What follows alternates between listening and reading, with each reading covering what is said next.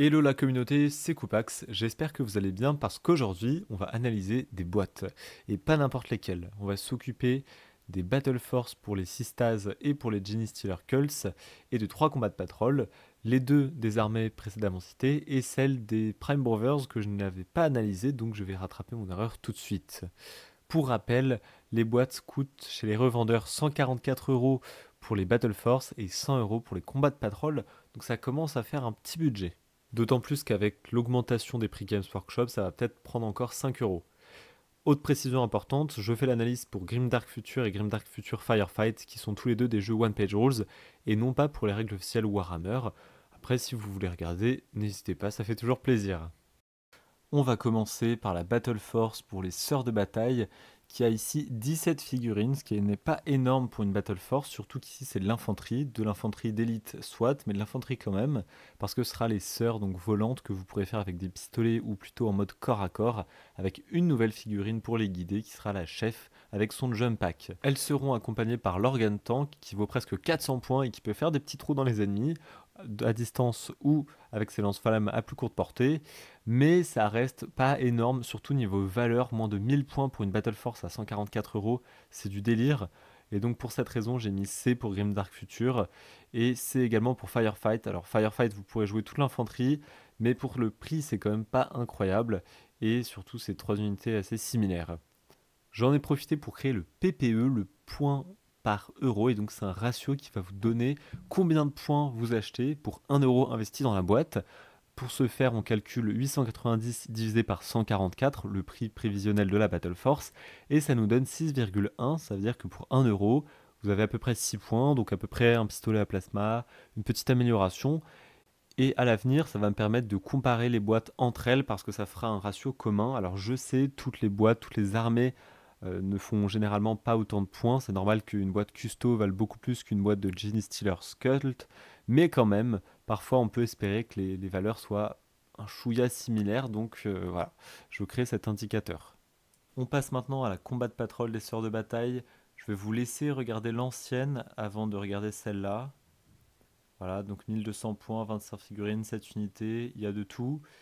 Et là, on a que de l'infanterie, on en a pour 500 points. Il y a de la diversité, mais franchement, qu'est-ce qui s'est passé quoi? Ils ont juste retiré le tank, rajouté quelques autres figues, et voilà, une combat de patrol. Donc celle-là, honnêtement, elle est super, super nulle. Enfin, très décevante pour le prix. Avant, on avait beaucoup plus, donc je la recommande pas. Même si, ok, pour du Firefight, vous avez tout qui est jouable, donc c'est pratique. Mais alors pour du Grimdark Future, vous avez vraiment pas beaucoup de points.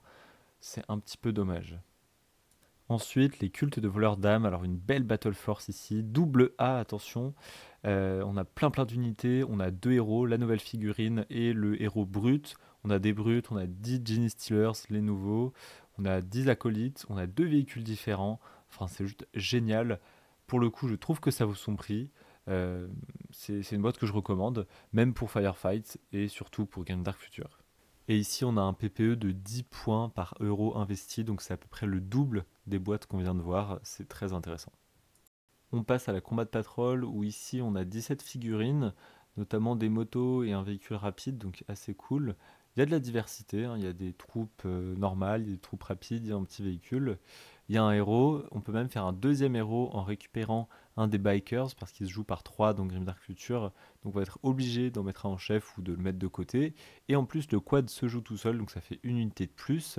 Et à côté de ça, on a les acolytes qui ont plein d'options, corps à corps, à distance, et le véhicule rapide, donc vraiment bonne boîte. Alors par contre, niveau points, on est à 700, 800 points. La précédente combat de patrol était à 1000 points, donc on perd un petit peu en valeur. C'est pour ça que j'ai mis un B.